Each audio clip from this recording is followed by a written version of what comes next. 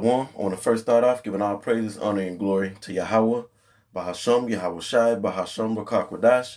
Double honor to the apostles and elders of Great Millstone, the men that taught us this truth through the Spirit, and peace and blessings unto the elect of the nation of Israel, which is us so-called Negroes, Latinos, and Native Americans. We make up the biblical 12 tribes to the nation of Israel. This is the brother Abadia from the GMS Houston camp, and I'm here with another lesson. And I'm going to get straight into the scriptures. And I'm going to start with Ephesians Chapter 6, verse 13. It says, "Wherefore take unto you the whole armor of the Most High, or Yahweh Ba'asham Yahweh Shai, that ye may be able to withstand in the evil day." And we are in the evil day. Why? Because the so-called white man is ruling, okay, who is Esau according to the Bible, and he's ruling, and he's bringing evil upon the earth, and the Most High has really set him up to do that, so the evil is really coming from the Most High, but he's using, mainly he's using the so-called white man, Esau, through his demonic system, all right, to push out evils, which means bad times, all right? It says, "And having done all to stand." Let me read it again. "Wherefore take unto you the whole armor of Yahweh Ba'asham Yahweh Shai, that you may be able to withstand in the evil day, and having done all to stand." So we want to do all that we possibly can to withstand and to stand, meaning to keep the faith through all of this, through all these evil times that we living in. And we know that times are going to get worse. The hour of temptation is approaching, speedily. And we want to make sure that we're doing everything, or I'll say this, utilizing all the tools that the Most High gave us to strap ourselves up so that we can be protected and keep the faith. Now the elect, whoever the elect is going to make it, regardless. The elect is going to have the mindset of taking these scriptures, the wisdom, knowledge, and understanding of the scriptures, and applying them in their life to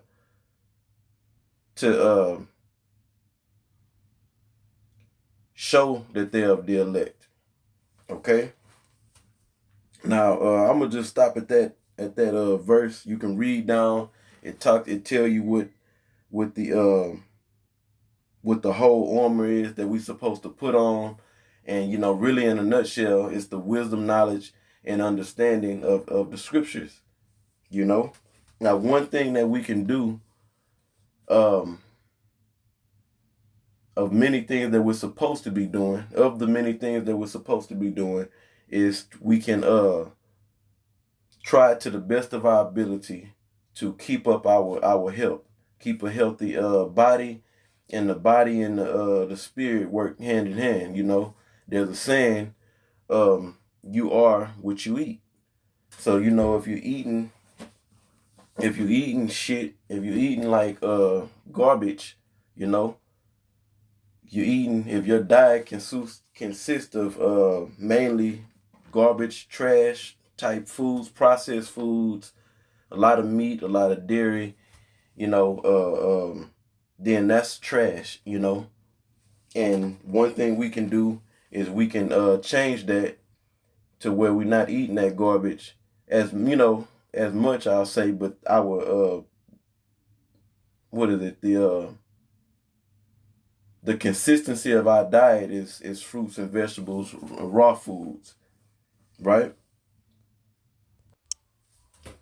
Now this energy has been going out from the apostles and the elders and certain other brothers around the GMS, putting out the information by a lot of information about health, or how to eat and what to eat, and so the information is out there. We got the Google, so we have the information that we need to, even of course the scriptures, You know, first and foremost, we got the scriptures, and what the apostles and the elders and other brothers have been pushing, um, and giving the information on how to live a healthy lifestyle. You know, so we have the information. It's not like we don't have access to the information on how to get right. You know, so like I was saying, there's that saying, you are what you eat. So if you eating like shit, then your spirit is gonna be a reflection of how you eating. You know, if you eating clean to the best of our ability, we know the food is all corrupted. We know we in these chains of darkness. These bodies are we're in these corruptible bodies. But that don't mean we just say fuck it and eat any old type of way. You know, our intention should be to do better, you know. So if we eating clean, so to speak, then that will reflect in our spirit also. And we need everything that we can um, to put up the fight. What Paul said. Paul said he fought the good fight of faith. You know, one thing that can help us, you know, with as many things that we must do, but one thing that we can do for this lesson is to eat differently, okay?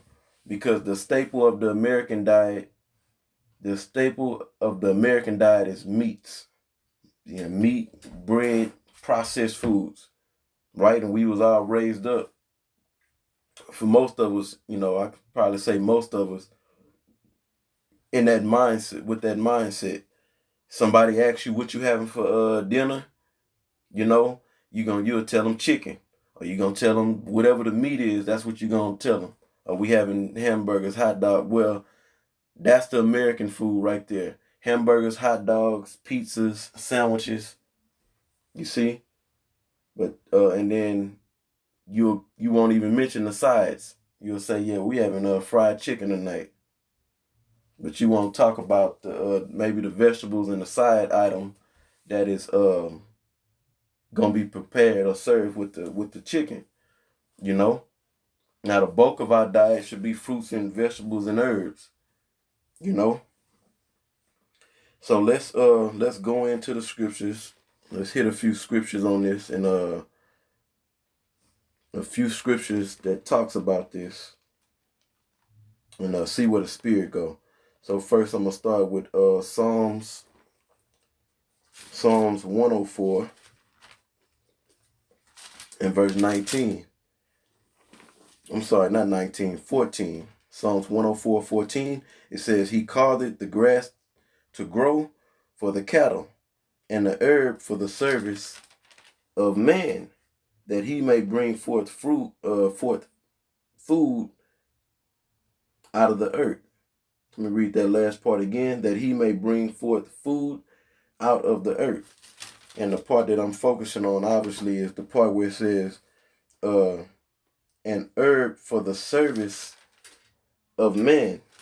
Okay, now the main thing we want to use the herbs for is which most brothers already know, is for ailments when we get sick, you know. But really, if we're maintaining a healthy diet, we really will never get sick. You know, you really would never get sick if you kept your pH at a slightly 7.234. If you kept your pH right there, then your body will be able to fight off any type of bacteria, diseases, or whatever, right? And the herb also can be used for food. And let's go to the scripture real quick. There's certain vegetables and fruits that can be put in the herb category that we can eat. I give you an example. Two herbs that you could eat on a regular basis, because a lot of herbs you just can't eat the herbs. You have to cycle. You just can't eat the herbs on a regular basis. You have to cycle the herbs on and off to help keep your immune system boosted, right? So let's read Genesis chapter 1 and verse I'm gonna just get straight to the point. 29 is a good scripture, but I'm just for the sake of time, I'm just going to bring out 30. It says, Genesis 1:30, and to every beast of the earth, and to every fowl of the... Well, let me read verse 29.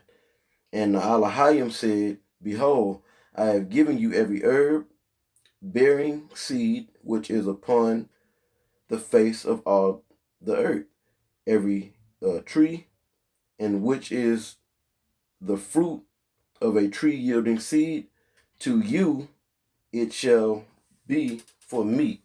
So we can eat herbs, as food, but mainly, the herbs is for when we get sick. But like I was gonna give two examples of herbs that we can eat on a regular basis, and that's like onions and garlic.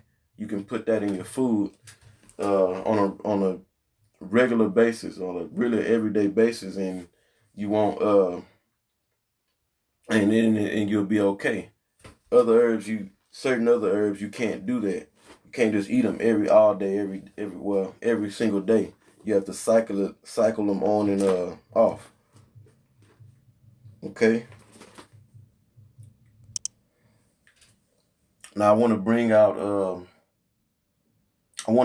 this scripture, and I really should have brought this out first, or I ain't gonna say first, but before I brought out the Psalms 104, but it's okay.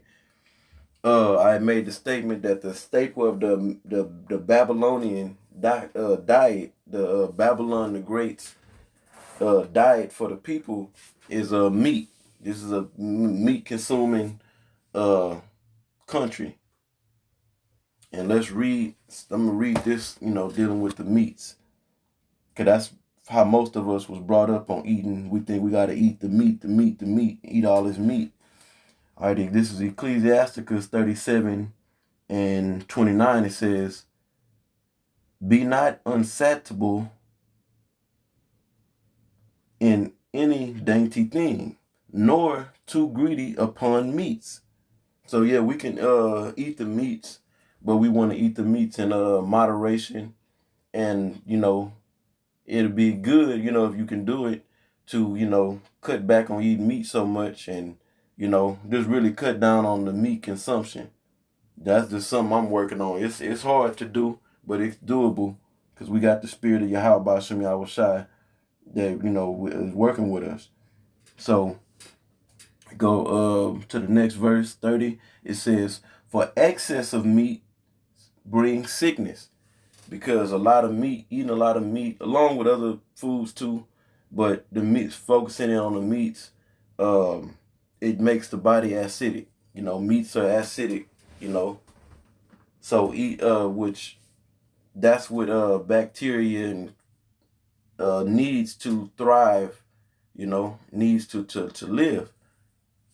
So if you cut that acidic levels down in the body and make the body alkaline, that's that 7.1, 2, 3 and better is alkaline, but we want to be balanced. The scriptures tell us we talk about balance, so we don't want to be too alkaline. We want to be balanced, slightly alkaline.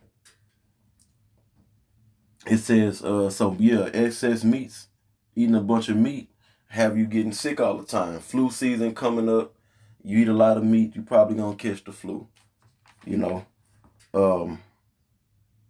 It says, and surfeiting will turn into choler or cloler, if I'm saying that correctly. And surfeiting means to feed in excess, or to like overdo. And it's talking about the meats. It's will turn into cloler, which means anger, or like have you in a bad mood, moody, and angry, and it's nothing wrong with us, getting mad, but we don't want to be walking around pretty much in a pissed off all goddamn day, in a bad mood. So from there, I'm gonna go to this account in Daniel, because the fruits and the vegetables is where it's at to and the herbs to keep a healthy body, which is in turn is going to help the spirit, help us walk better in the spirit. So let's go to Daniel, the first chapter. We all know this account, and I'm not gonna read. Okay, I'm not gonna read from the top because it's Daniel, the first chapter. I was gonna read from the first verse, but I'm not.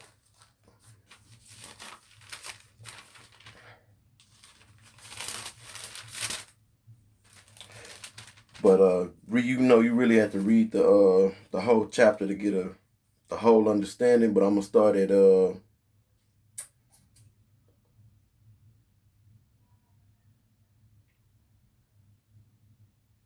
verse 12, and just to give a little short backdrop, King Nebuchadnezzar wanted men, wise men, of Israel to come and matter of fact, let me go ahead and just read verse 3, and I'm gonna jump back. Daniel 1 and 3, it says, "And the king spake unto Ashpenaz, the master of his eunuchs, that he should bring certain of the children of Israel, of the king's seed, and of the princes, children in whom was no blemish, but well favored, and skillful in all wisdom, and cunning in knowledge, and understanding science, and such as had ability in them to stand in the king's palace." Okay, so they were these King Nebuchadnezzar, he wanted, in a nutshell, with the wise men of certain wise men of Israel to come and dwell in the palace for his whatever his uses may have been, whatever he wanted to use them for. All right, it says, "in whom they might teach the learning of the tongue of the Chaldeans." Okay, you can read, from that point all the way to the 12th verse to see what's going on in between. Daniel's about to do a test to show the man that the master of the eunuchs set up, which his name was Melzar, to show him that, look, just because you're not gonna get in no trouble for not feeding us the king's meat, because in their mind apparently they were thinking that, well, if y'all not eating the king's meat, then y'all not gonna look nourished when we bring you before the king. So Daniel went on to prove him, do a test to prove to him that, look, we're gonna eat a certain type of diet, and we're gonna and watch the outcome. So, like, you have nothing to worry about. Let them know you have nothing to worry about. So verse 12, it says, "Prove thy servants," Daniel 1 and 12, "Prove thy servants, I beseech thee, 10 days, and let them give us posts to eat." Posts is herbs. It's talking about vegetables and herbs. It says, "and water to drink. Then let our countenance be looked upon before thee, and the countenance of the children that eat the portion of the king's meat. And as thou seest, deal with thy servant. And as thou seest, deal with thy servants." So he consented to them in this matter and proved them 10 days. It's a 10-day experiment, eating the king's meat versus eating herbs and vegetables. What's going to be the outcome of how they look? Are they going to look nourished, or are they going to look, like something's wrong, malnourished? It says, verse 15, "And at the end of 10 days, their countenances appeared fairer and fatter in flesh than all the children which did eat the portion of the king's meat." So I was watching what is it called, Game Changer, and on the Game Changer, it's a series not a series, it's a documentary on the Netflix about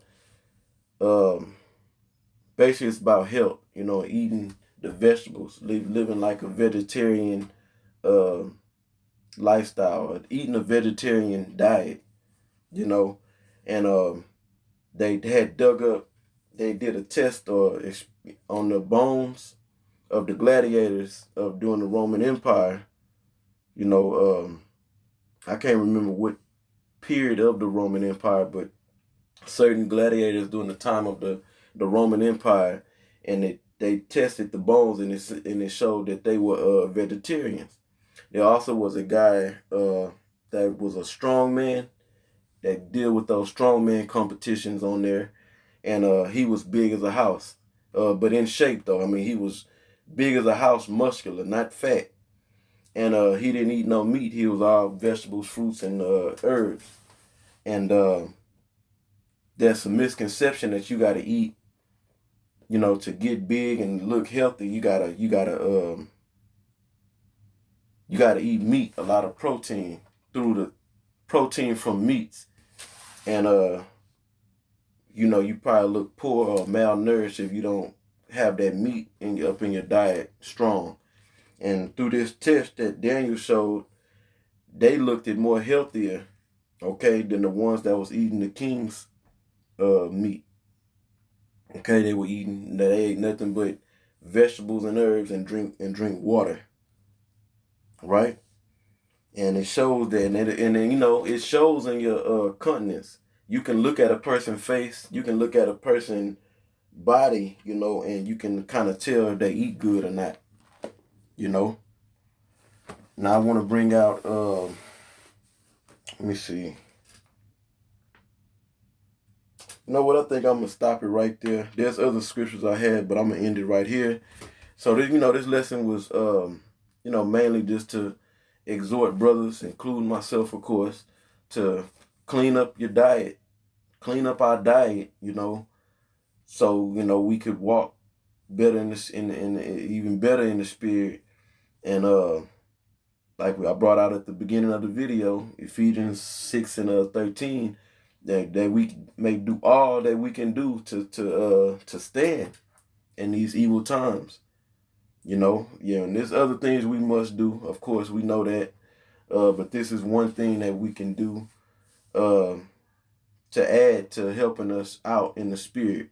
So Lord willing, this video was edifying and exhorting onto our spirits. And once again, I want to give all praises, honor, and glory to Yahweh, Bahasham, Yahweh Shai, Bahasham, Rakah Kodash.